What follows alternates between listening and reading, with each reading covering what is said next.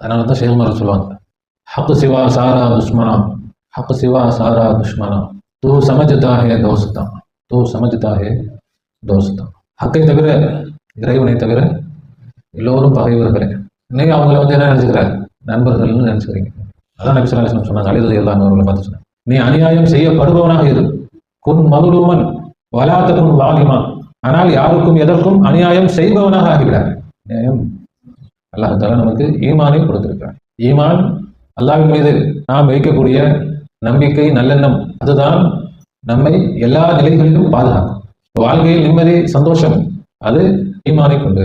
இப்போ நாம என்ன செய்யணும், நம்மை பலப்படுத்திக் கொள்ள வேண்டும், பாதுகாப்பை உறுதிப்படுத்திக்கணும். அது என்னது, ஈமான். அது என்னது, திக்ர்.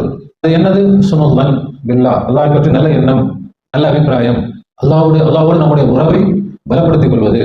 நம்முடைய ஈமானை பலப்படுத்துவது என்பது அதுதான் நம்முடைய வாழ்க்கையுடைய மிக மிக அத்தியாவசியமான தேவை.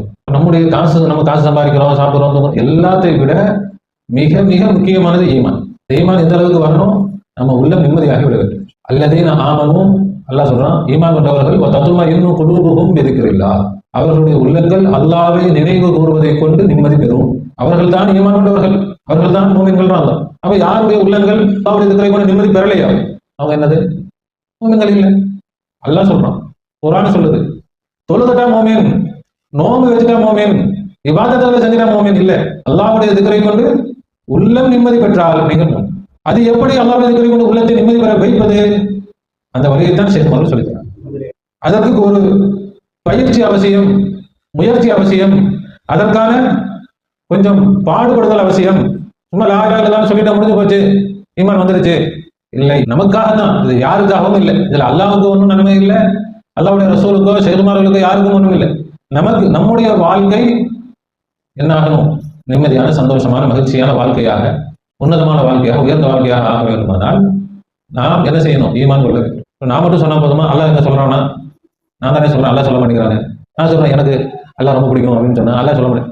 அல்லாஹ் அதுதான் முதல்ல சொல்லிட்டான், நீங்கள் என்ன இருக்கிறது செய்தால் நான் உங்களை இருக்கிறது செய்வேன். அப்படின்னா என்னது, அல்லாஹ் எனக்கு உன்னை ரொம்ப பிடிக்கும் அப்படின்னா அல்லாஹ் அதுக்கு முன்னாடி சொல்றான், உன்னை எனக்கு ரொம்ப பிடிக்கும், அல்லாஹ் நீ தான் எனக்கு எல்லாம் அப்படின்னு அல்லாஹ் சொல்லுவான், நீ தான் எனக்கு எல்லாம். அதுதான் ஹதீஸ் குத்ஸில் அல்லாஹ் சொல்லுவான், ஆனா இந்த லன்னி அப்தி, என்னுடைய அடியாரை பற்றி எப்படி நினைக்கிறானோ அப்படிதான் நான் இருக்கிறேன். இது ஹதீஸ். குர்ஆன்ல என்ன சொல்றான், என்னை நீங்கள் நினையுங்கள், நான் உங்களை நினைக்கிறேன்.